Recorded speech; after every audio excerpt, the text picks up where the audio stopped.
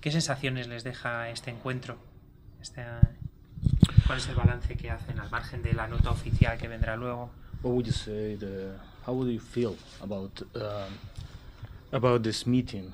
What's the balance? If you have to summarize what this meeting, Judeo-Christian meeting, means, what would you say? It was a very beautiful meeting because we have a very good atmosphere, good relationship between Jews and Christians, Catholics, and I think the most important thing is that we can deepen the friendship between Christians and Jews, and we have seen many challenges that are common to the two religions, challenges in the modern society. And we have many discussion about the issue of anti-Semitism, of persecution of Christians, and the situation of the right of religious freedom. Bueno, el cardenal ha dicho que ha sido un encuentro muy hermoso, que ha habido una atmósfera fantástica y muy buena relación entre judíos y cristianos, que sobre todo las dos cosas que ha resaltado serían que ha servido para profundizar en esa amistad judío-cristiana entre judíos y católicos, y también que han salido a la luz varios retos comunes de ambos, como puedan ser retos que habrá que afrontar en el futuro, como puedan ser el antisemitismo, la persecución de los cristianos y antisemitismo, situation of the religious freedom, y todas las vicisitudes que tenga que pasar la libertad religiosa. Thank you. I completely agree with Cardinal Koch. I think it was a meeting held in a wonderful atmosphere.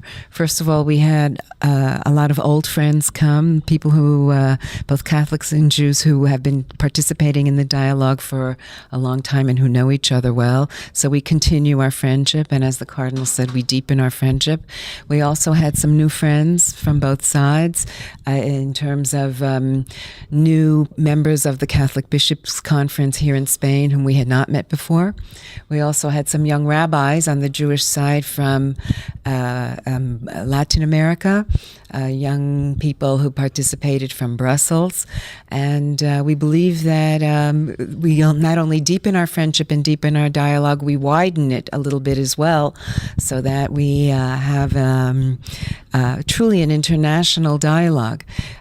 The issues that were discussed, as the Cardinal has mentioned, including the issues of religious freedom and some of the political issues as well were discussed, are very important. We believe that we're living in a smaller world today. Even the whole issue of digital possibilities make the world smaller. Cyberspace has made the world smaller. And so therefore we have to work more together to help solve these problems. It's actually it used to be a long time ago that if something was happening in South America, maybe it didn't have any effect on Europe. But now, because the globe is small, everything that happens in every other country affects you too. And so this really makes the distances between Catholic and Jews much shorter, much smaller. So we want to work together much more. I can remember everything. Bueno, por supuesto coincide con el cardenal en que ha sido una atmósfera fantástica y un encuentro muy, muy fructífero. Ha sido un reencuentro con viejos amigos de toda la vida, tanto judíos como católicos. También ha brindado la oportunidad de conocer a nuevos amigos. Ha habido gente del Obispado de Madrid que nunca había participado en estas cosas, ha venido gente de Bruselas y jóvenes rabinos que tampoco habían participado con anterioridad en este tipo de eventos. Ha destacado que no solo ha servido para profundizar en esta relación, sino también para ensancharla. los retos comunes a los que ha hecho referencia el cardenal, como antisemitismo, etcétera.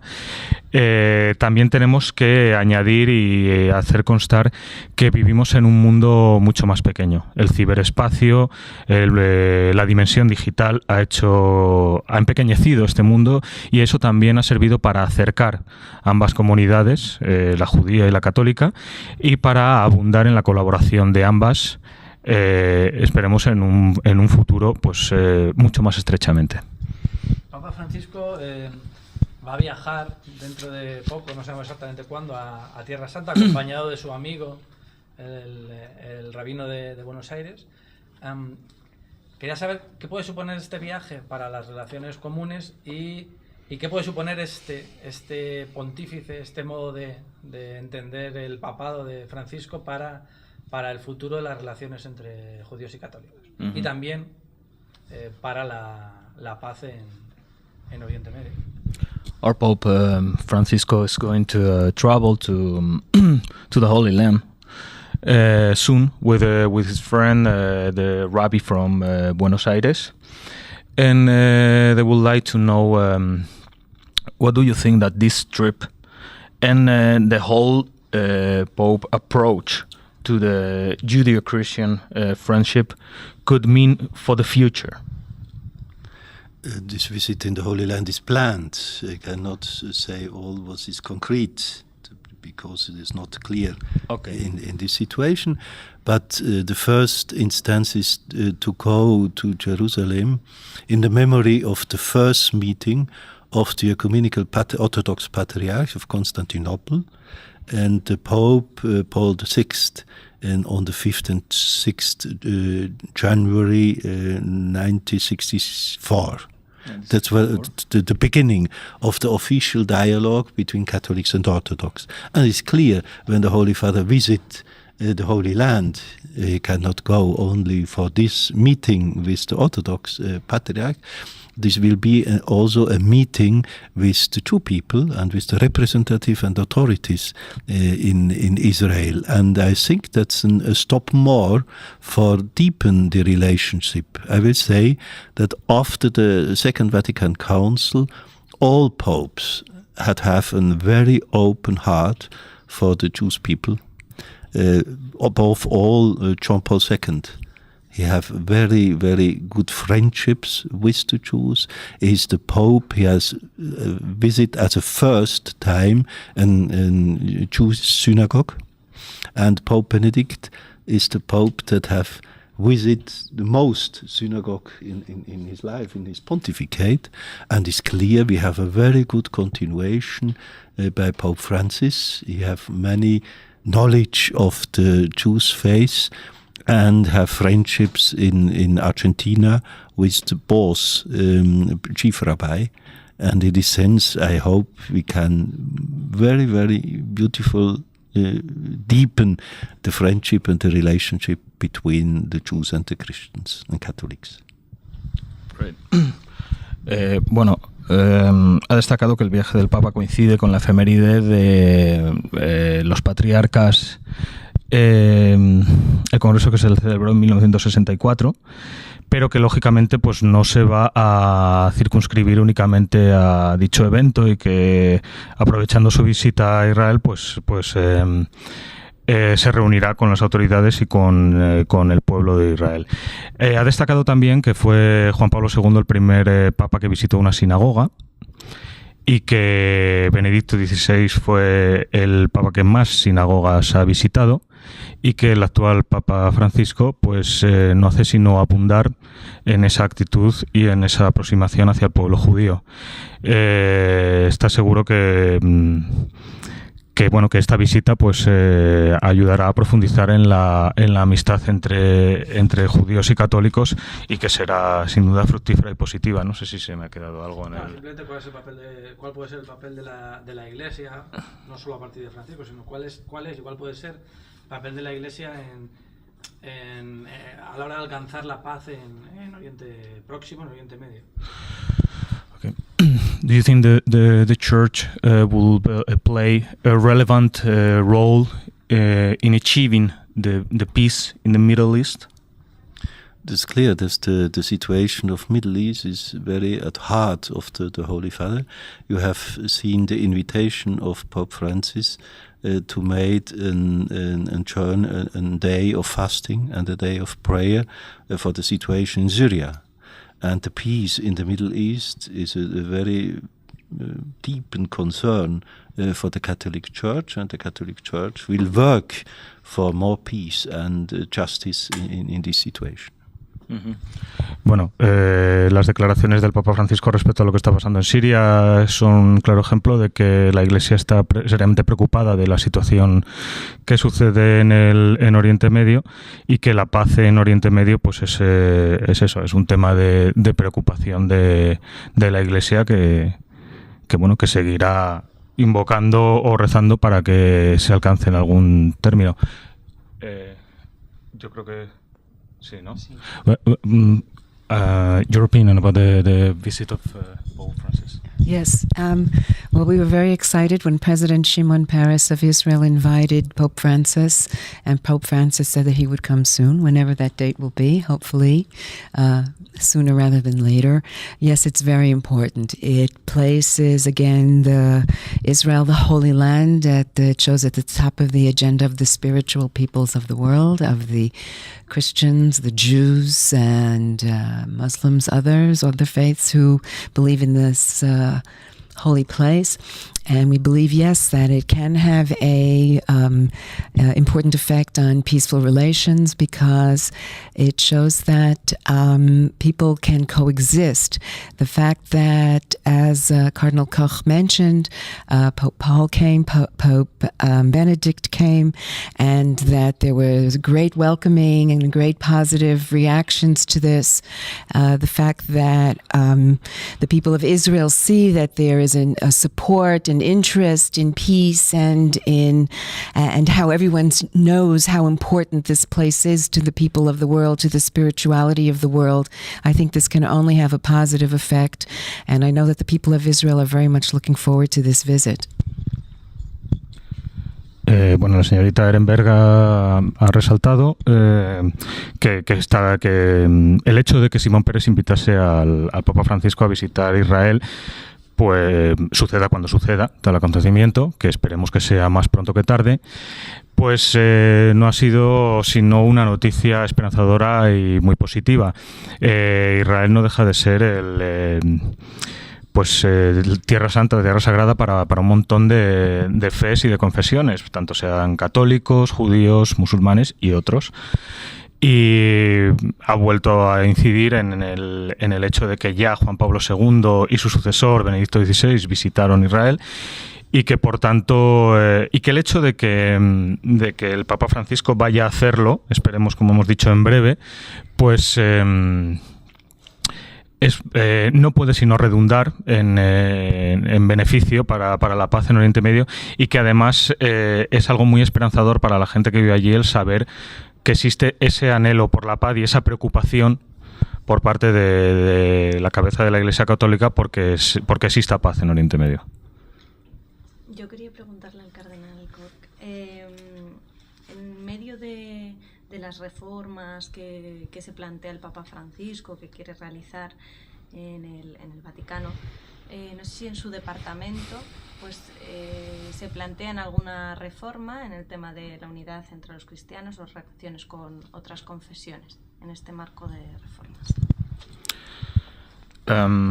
This is that within the frame of the reforms that the current Pope Francis would put into practice in the future, is there any of them that would affect to the relationship between the Catholic Church and the rest of the religions? Are there any changes, any reforms planned in that field? In your department? No, the Holy Father is half a year in his ministry. We have had the first meeting with the 8 cardinals on the word. We cannot say something concrete about the future evolutions and reforms in the Vatican. It's too early. But we are hopeful that the Holy Father made some reforms in the Curia and in the Catholic Church, but I cannot tell about some details. Bueno, que lleva medio año y que es muy pronto para hablar de cambios, revoluciones, reformas y otro tipo de cosas, pero que él espera que sí lleve a cabo varias reformas, aunque vuelve a repetir que es muy temprano para aventurar nada. Patience is a very great value. La paciencia es una gran virtud. Pues yo era un poco en la misma línea. Los periodistas hablamos mucho de la... Pues nada, la paciencia es una gran virtud. No, pero hablamos mucho, precisamente hemos acuñado el término revolución Francisco, ¿no? Es tanto para él, que lo está viviendo desde dentro, que lo está viendo desde dentro, cómo se mueve, cómo trabaja el Papa, y también como para ella que lo ve desde fuera, que también es interesante ver cómo un judío ve, o como un espectadora más, ¿no? Como somos nosotros, de lo que está haciendo el Papa. ¿Qué consideran cuando nosotros hablamos, los periodistas, de revolución Francisco? The journalists have brought up this term, the Francis Revolution. What do you think about that? I don't know what the journalists understand about under revolution. I think that's a very difficult term. I see only principally we have a new pope with an absolute other personality, but we have the same church and we have the same faith, and we have new attitudes of the Holy Father. But we have a very beautiful continuation and continuity between the papacy, the doctrine of the faith by Pope Francis. Mm-hmm. In this sense, we can speak about reform, but revolution is not a good term, I think. Dice que no entiende que no tiene ni idea de lo que los periodistas entienden por revolución, que obviamente lo único que hay seguro es que hay un nuevo papa, que es una persona completamente distinta y nueva, pero que la Iglesia sigue siendo la misma y la doctrina sigue siendo la misma, y por tanto pues la gestión será continuista, que puede haber reformas y se esperan reformas, pero que el término revolución no le parece el correcto. I don't know if you want to express any opinion. No, I don't. I love this. No, I yield to Cardinal Koch's opinions and knowledge about this because I don't know the inner workings of the Church. What I can say is that the Jewish community of Latin America, who has a close relationship with Pope Francis, is exceedingly proud and happy that he has been elected. I think it's not only the Jewish community, but the Catholic community, many in the moderate communities. There are issues that of political importance that surface in Latin America from time to time, and we believe that Pope Francis, because of the values that he has and what he deems important, will be a very calming and stabilizing influence, not only in that continent, but on many others as well. Bueno, ya como no pertenece a la Iglesia Católica, pues no puede tampoco opinar de lo que pueda ocurrir en su interior. Sin embargo, ha resaltado que los rabinos de Hispanoamérica pues se sienten muy orgullosos y felices de la elección del Papa Francisco, ¿no? Cree y espera también que el Papa Francisco será un elemento estabilizador desde el punto de vista político en Sudamérica, que puede ser un elemento muy positivo a la hora de estabilizar ciertos conflictos políticos que siempre están latentes en el continente.